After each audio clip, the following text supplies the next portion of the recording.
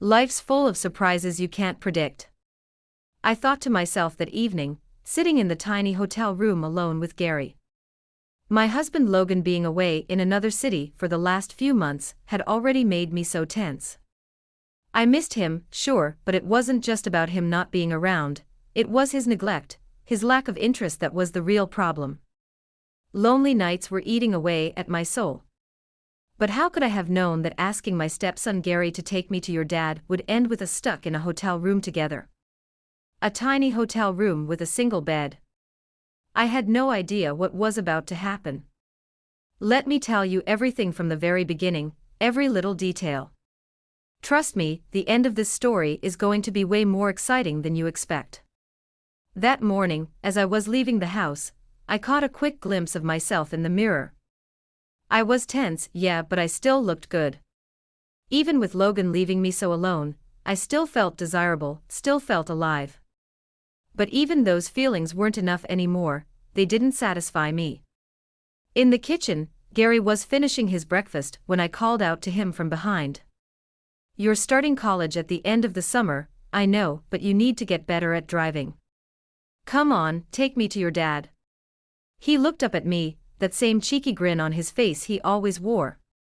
Gary was a sweet kid with a quirky, funny side, but he could be such a little troublemaker at times.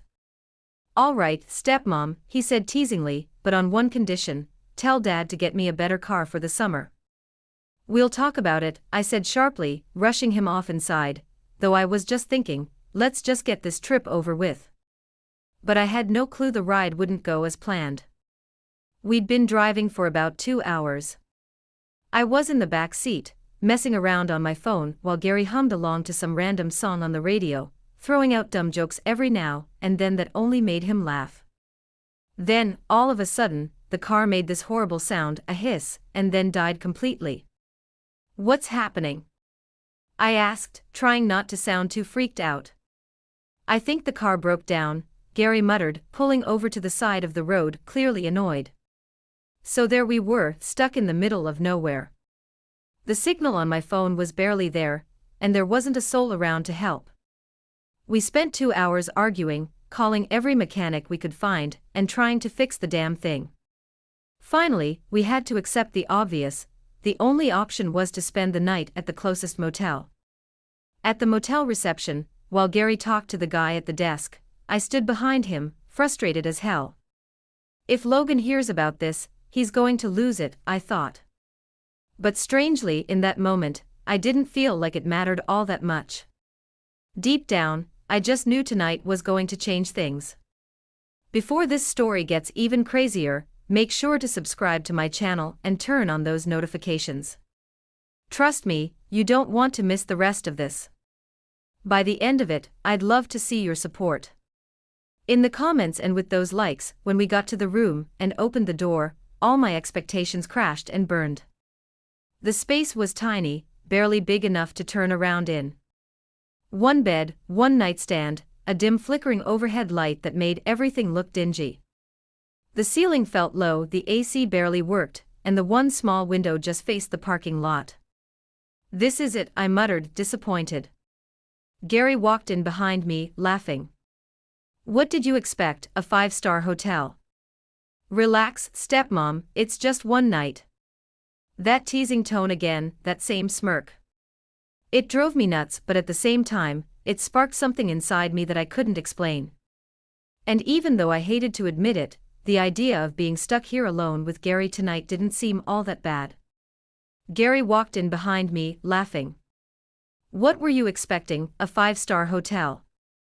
We're just here for one night. Relax, stepmom.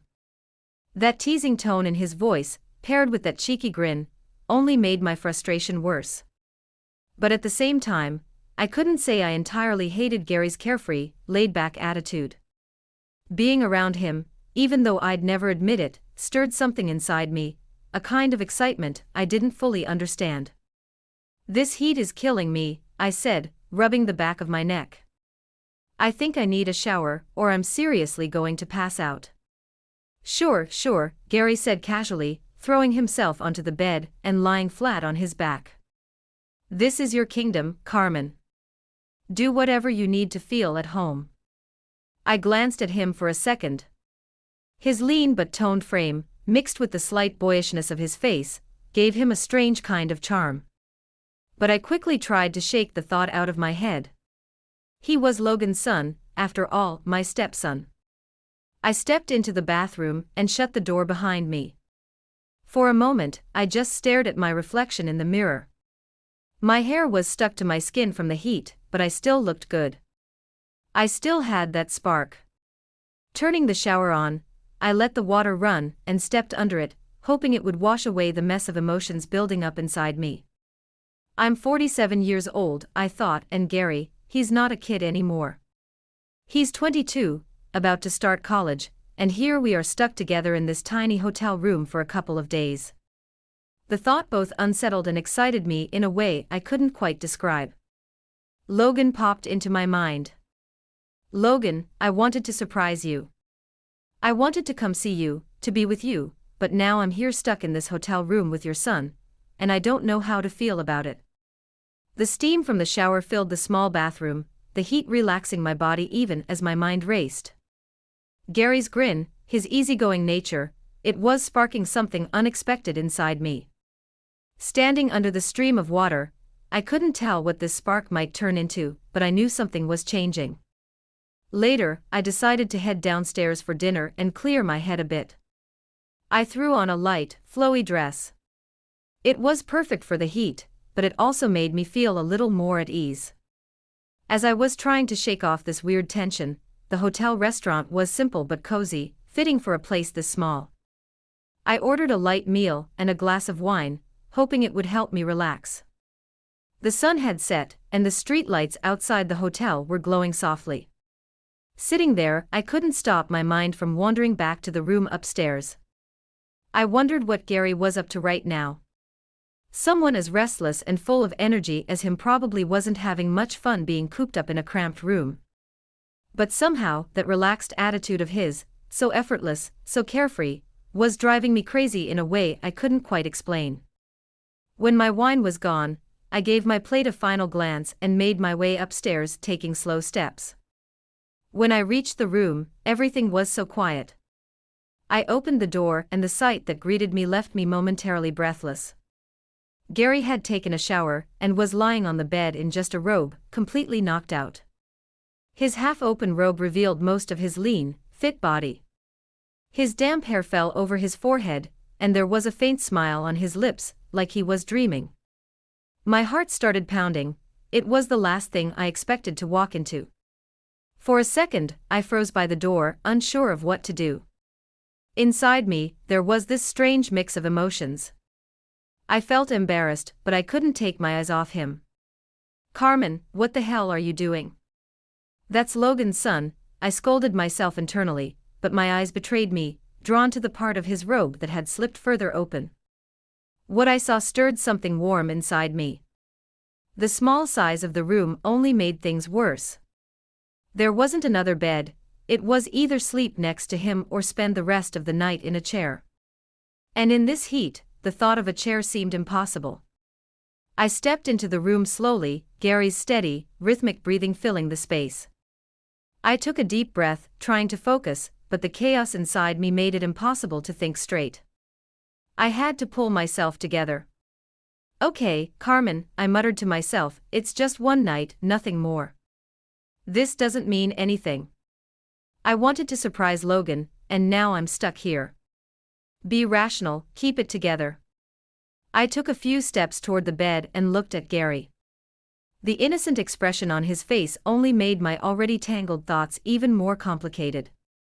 I sat down on the edge of the bed, wondering how I was going to make it through the night. In the middle of the night, a soft sound woke me up. I barely opened my eyes, just enough to scan the room. I noticed Gary shifting on the bed. He seemed half asleep, running his hands through his hair and scratching his head lightly. I found myself watching him, but I kept my eyes only partially open, pretending to still be drowsy. Inside, though, I was anything but calm. Then I felt it, his eyes on me.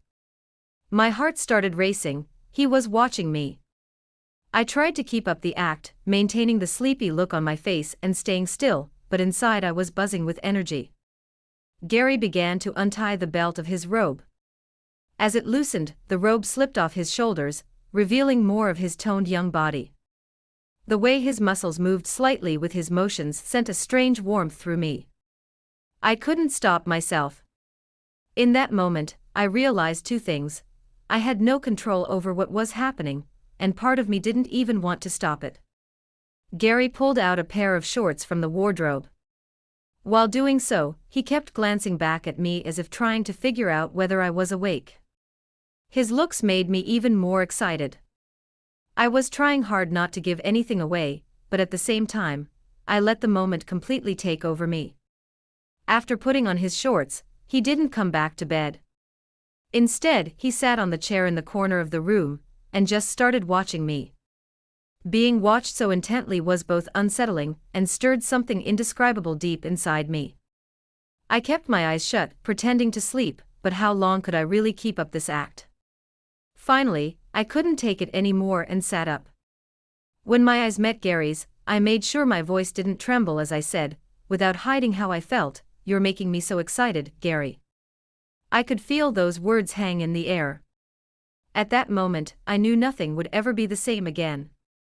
Gary's eyes flickered for a second, then he took a deep breath and started to speak. "I don't know, Carmen," he said, his voice low but steady. "We've been staying under the same roof for a while now, ever since my dad's been away. The more time we spend together, the more I feel for you. You might not realize it, but sometimes I can't hide the admiration I have for you. Right now, this feels like some kind of dream." His words caught me off guard, but they also stirred something inside me. Gary wasn't looking away, his eyes held mine with a kind of honesty and passion that had me completely captivated. "I got to get up early to get the car fixed," he went on, though his voice sounded like he was trying to convince himself. But his gaze didn't waver, not even a little. "But right now, I just can't take my eyes off you, Carmen. I've never felt this way before." My heart was racing. In that moment, I moved to the edge of the bed and sat down on the chair right in front of him. My eyes locked onto his. The energy between us was so intense it didn't need words. We sat there in silence for a moment before I puckered my lips slightly and fixed my eyes on him. "Gary," I said slowly, my voice carrying both curiosity and a challenge, "are we talking about the same thing?" Gary's gaze deepened, like he wanted to live this moment through feelings rather than words. He didn't reply, but the look in his eyes said it all. And that's when I realized there was no turning back for us. As I stared into his eyes, a surge of courage and uncontrollable desire welled up inside me. The mix of hesitation and passion in his eyes only pushed me further. Taking a deep breath, I started to speak again, my voice calm but firm. I said, drawing his full attention when I came into the room.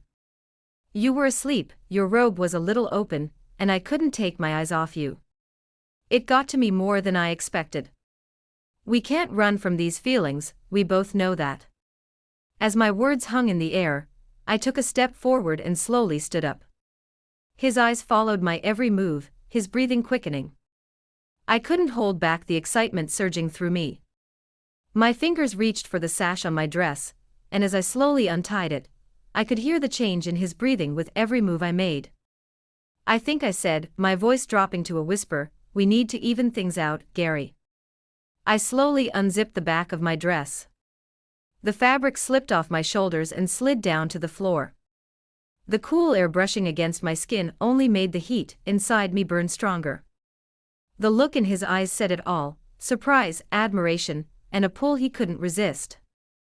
The silence between us felt like a bond now, our breaths blending into each other without breaking eye contact. I took another step toward him. "Now," I said in a low voice, "we'll see if we're really talking about the same thing." Gary's eyes stayed locked on me, his expression steady and full of fire. Suddenly, he stood up, never taking his gaze off me, and turned on the room light. The soft glow filled the room as he walked over and locked the door. My heart started racing. At that moment, it felt like the whole world had slowed down, leaving just the two of us. When he took a step toward me, my breathing quickened. He seemed to be trying to read my eyes, but at the same time, he was fully aware of the silent pull between us. As he got closer, his hands found my waist, and the warmth of his touch felt like an electric current running through me. Without saying a word, he leaned in, his eyes dropping to my lips. I didn't object, I couldn't. Everything about this felt natural, like it was meant to happen. When his lips finally met mine, all the tension inside me melted away. His kiss was slow, exploratory, but carried an undeniable passion. My hands instinctively reached for his shoulders, feeling their strength and warmth surround me. The space between us completely disappeared as our breaths mingled. That moment felt like an explosion of all the unspoken emotions between us. Gary's youth and energy collided with the depth of passion I'd carried over the years. It was the start of something, a beginning both terrifying and exhilarating. That night, there was no hiding what we felt for each other anymore. I let myself fall back onto the bed, my body exhausted but my mind racing. My breathing was still uneven. My foot brushed against the fabric of my dress lying on the floor. I felt Gary's eyes on me, an intense and quiet energy radiating from his gaze. A moment later, he bent down and picked up the dress, his fingers lightly brushing over where my foot had been. Even that simple act sent sparks through me. As he held the dress for a second, I could see. A flicker of hesitation on his face was quickly replaced by determination. He set the dress aside, and his hands moved to the edge of the bed. Slowly, he climbed onto the mattress, his movements careful and deliberate. As he got closer to me, the expression on his face betrayed his feelings, equal parts excitement and magnetic attraction. As I lay on the other side of the bed, I felt Gary's closeness. My heart continued to race, and my breathing deepened. When I saw him leaning towards me, I realized that the distance between us had almost completely disappeared. It was as if everything had reached a breaking point, there was no going back. What I felt inside me at that moment was overwhelming. It hurt and excited me at the same time. I looked up at the ceiling and could see Gary's face. I was fascinated by the way he was smoothing his hair back from his forehead with his hand. I could see in his eyes what Gary was feeling, he was red, excited, and so happy. I could see that he was doing everything with great passion, and I was moved by the way he was out of breath. Gary had accelerated my emotions to the point that I was glad the car had broken down. "I'll never forget this hotel," Gary said in a trembling voice, his words forced out, each one as heavy as a sip of breath. His eyes were locked on me, but his hands were shaking slightly.